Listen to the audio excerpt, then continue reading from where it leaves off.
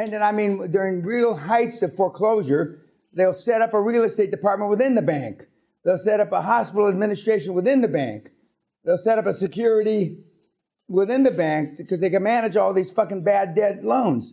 But then, when you default on one fucking payment, they can call the whole loan. They don't. But I mean, just one payment, just because when your parents growing up missed a bunch of payments and they didn't get foreclosed on, doesn't mean that the bank was trying to do the Christian Judaic right thing. It's just they didn't want, first of all, where some of you grew up, they didn't want to fucking have a piece of property in that neighborhood because it's a shithole. They had rats as big as cats running down the street. But it's... In Romania, they have rats as big as cats. I mean, ask the Romans. I'm not bullshitting you. I mean, when you think you're kicking the cat, a rat bites you in the calf. The two gypsies, I'm not... Estonia and a lot of those other places, those... So what's the advantage of actually buying the debt? Okay. He owns Bank of America or whatever bank, doesn't matter, $1 million. He bought a $2 million piece of property, commercial piece of property. He put $1 million down like a putz. He put $1 million down, 50%. And so now he's got debt of $1 million. He's using the cash flow to pay down the debt service, allegedly, okay? And he's living off a part of it. Now you miss a payment. Almost all bank documents say that if you miss one payment, they can't call the whole loan forward and ask for all the money that you owe. 100%. They don't do that. Normally they send you letters and do all this bullshit, the second, third, fourth, fifth notice. And then after the third or fourth notice, they don't foreclose because they don't want the fucking building. They don't want the property. That's the only reason they don't foreclose. In real times of real foreclosure, like 2008-9, that the financial crisis, as it was called, banks were setting up property divisions to manage all the loans that they were receiving. People were setting up oil and gas divisions because they had to manage assets. But they can foreclose. So when somebody like me or Carl Icahn did it to Donald Trump vis-a-vis his casinos about 10 years ago, goes in and buys the debt from the bank. Now, you owe me the money and you're in default to me. I want the building. I want your sorry fat ass out of the building. So I exercise my rights as that owner of that piece of paper and foreclose and throw you out. Now, in some parts of the world, it takes a long time to get people out, okay? In commercial real estate, not so long. But in residential real estate, they've got squatters' rights and they got all kinds of bullshit. Well, you want the debt because now what you're really doing is you're getting the property for taking credit of the $1 million down payment he put. And you're not putting it. You're buying the debt back. So you're paying for just $1 million instead of $2 million. Correct. Simple. It's more complicated than that. But I mean, guys like Sam Zell and a few others, and that's what bottom feeder funds do. They go around and they buy out debt that's in arrears, payments in arrears. You miss one fucking payment. Almost all the documents say that they can fast forward and demand 100% of the debt. Your mama's house, my daddy's house, he had a mortgage. I remember years ago I told him, why don't we renegotiate your mortgage? My dad would rather shoot his balls off than old-time people don't renegotiate mortgage rates. They just don't. My dad was happy that the bank, I think it was Bank of America, gave him the loan after World War II and then gave him another loan after the Korean War. He was happy, guaranteed by the GI Bill. It was government-guaranteed loan. It was essentially an SBA deal. And my dad would never, ever, ever have renegotiated the rates, even though the rates, were up and down. But if he had missed the payment during the Depression, a lot of people got, like the Kennedys and a few others, got filthy, filthy, filthy rich by doing exactly what I'm saying.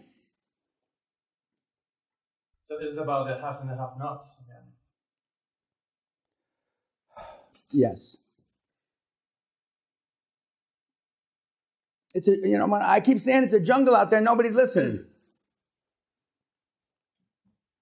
And most of you kids, I can't wait for the little guy to go to jail. I mean, make sure you send me a picture. I want to see a picture of you before the first person fucks you in the ass.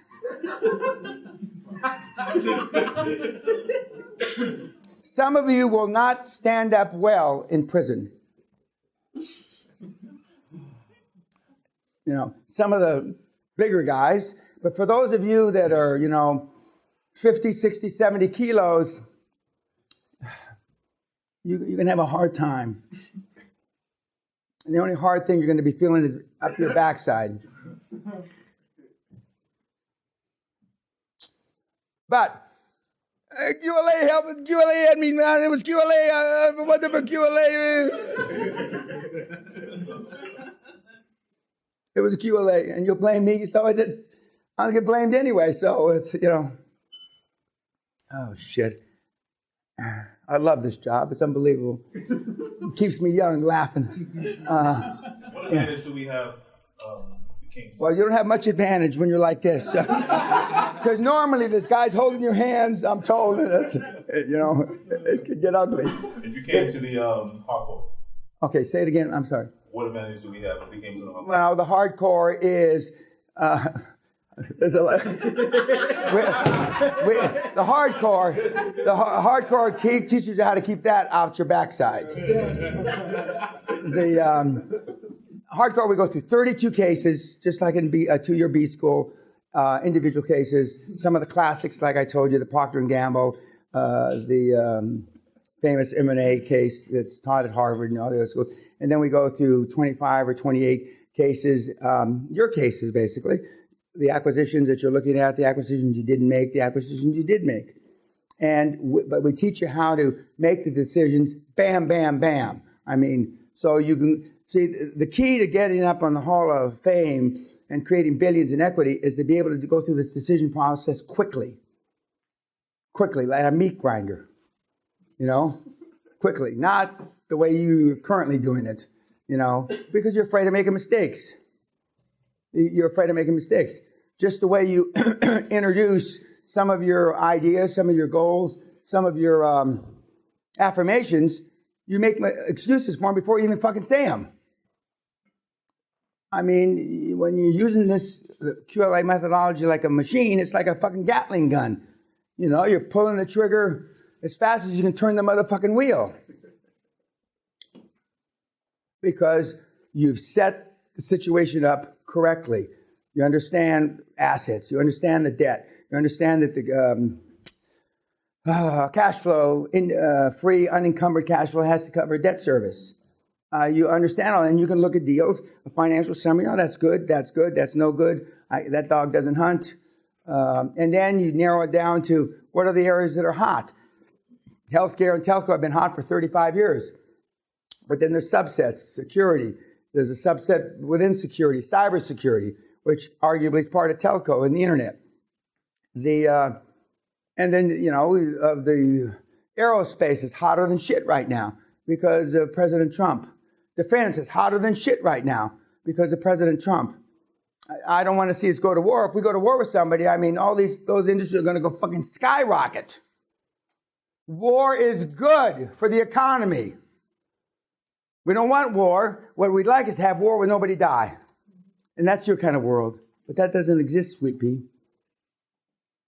Somebody's going to die, unfortunately. And then if somebody's going to die, it ain't going to be me. That's okay when they die, but when you die, it's 100%. That's okay. I hate to see all those people die, but as long as it's not me, and then or your extended family, But all those industries, and that's why the stock market, with all the mistakes that Mr. Trump's making, and with all his tweets, et cetera, I mean, and although we've had a sell-off the last couple of days, but the market's still up, $3.8 trillion. Because the underlying economy is so strong for the world right now, and there's so much cash out there right now, they've got to get it out the door. So why not us? For the first time, why don't we utilize the money professionally, moral, ethically, legal, and all that stuff that I've been pounding my chest about? You know, for the first time, why not somebody in your family? I ask you, you know, why? Why not? Why not somebody in the family of the kids? He did his deal before he ever got here. Why not? I mean, Jesus Christ. Why can't we be part of the haves instead of the have-nots? Black, blue, yellow, you know, it doesn't make a shit. Now, I have been part of the haves for a long, long time. But my family certainly hasn't been part of the haves. You know, mother or grandma. And now that I realize I'm first generation, you know, for 30 years I'm telling everybody a lie. I'm first generation from Mexico. We got some of that minority. We're going to get some of that goddamn minority money. You goddamn right. I'm going to get some of that minority money. I'm sure I'll get a lot of shit for that, but, you know, but it's all right. But there's no reason. I mean, there's every reason that I've led you to believe, taught you that it should be you. And if you know, I can't force you. I can lead you to the water trough, but I can't make you drink. You know, it's up to you to take advantage of all the stuff that we've learned here. And it is. I mean, I swear to you, it's like the mafia model. You're going to make them an offer they can't refuse. You set it up right the way we've taught you, from the anchor chairman all the way down. You're setting it up right. You know, your foundation is on solid ground. I mean, it won't be like taking candy from a baby, but it'll be like shooting fish in a barrel. And, you know, I've taught you how to fish with nets. You net off the fucking river and you drop dynamite in it. And the fish just float to the top. Why spend your whole life there with a fucking hook and a fucking one stick? And that's what you've been doing, if you've been doing even that, or your family's been doing. I mean, most people are fishing with a hook with no fucking bait on it. We're going to dam them up and, you know, sticks of dynamite. And at the end result, you do it right. Even if you do it wrong, you make money. But if you do it real right, I mean, you create real gigantic wealth. And then if you want to go save the world, you know, Allah be with you, God be with you. That's great. And you want to be Gates or that kind of thing, that's great. But he made the money first before he got on a Save the World campaign. And if you listen to all these guys, save a couple of the psychos, I mean, they create the wealth and then they go to save the world. Whether that's, you know, global warming or ozone or fucking whatever it is. But you know, I say this, and this should resonate the best with you, but it doesn't. 15, 20, 25 years from now, what are you going to tell your grandkids and kids? That you spent the time frame of the greatest fucking transformation of wealth since World War II with your thumb up your ass, doing nothing. The kids on YouTube go like this. Is that what you're going to do? I mean, now, for you young kids, you may see this again. You may see it again. I'm privileged to see it again. I didn't ever think I'd see it again, but I am. And so I'm pushing and shoving and rushing you guys out as quickly as I can. The reason we're having a seminar in just 10 days is because we had big overflow for this seminar, and I don't know when the next one is after that. So I didn't think it was right to keep the kids, that, you know, so I don't know how many we have, 8, 10, 15 or something like that, because I didn't know when the next one was. Because I don't know. The only next one for sure is the hardcore, because I'm committed to that. But after that, I don't know when the next one is. So that's why we're having one in just 10 days for the overflow of the kids that couldn't be here because we don't have a physical room. We can only take 24 people. We've got 26 seats at the dinner table. My wife and I are 2, so we have 24. We have 23 in this group because one lady went to the hospital. She may have had the nervous breakdown before even coming here. I don't know all the details why she's ill. I hope she's okay. But we have, and again, we're the United Nations of people here. I mean, we're from all over the place. We're from all over the place. Some highly educated, men of letters, women of letters. Where's the other guy? Chicago. Oh, men of letters. That means degrees from real schools, proper schools that have real professions, and a few MBAs, and then rat bastards, the rest of you. What's so funny, Haiti? Trying to get that minority money. Amen to that. Yeah, I mean, I'm sure there's a Haitian pool of money. I'm sure there's a Haitian pool of money, and you can get that goddamn minority money, as I used to say when I was in Texas. God love them. I mean, Peña. I hear tell there's nothing better than that goddamn minority money. And I said, well, I really don't know. I've never used any. And he says, because they used to assume that all the money I raised was from set-asides, etc., and it wasn't. I never got a nickel from all those. Now, if I had it to do over again, I'm not telling you I wouldn't do it this time around. But now, everybody, unless you're a white Anglo-Saxon, you can qualify for some sort of minority. So the ones that are really discriminated against, it can be argued very easily, are the white Anglo-Saxons. I'm not saying that the minorities don't deserve the money and that we did bad things and slavery. I'm not getting into that argument. But now, the kids ride those horses till the legs fall off. And so now the majority is in the minority for going out and looking for funds, which I find amusing. And I've seen it come full cycle. So the majority that inhabit the planet are now in the minority. And can't qualify for that minority money. But I've told you the various ways that you can qualify. Questions? Now remember, I'm going to just go over debt service again. Free, unencumbered. The money that the bank lets you burn in a fireplace. I'll put it another way. The money that they don't care if you burn in a fireplace because they have no restrictions on it. The money you can go to the ATM and pull out.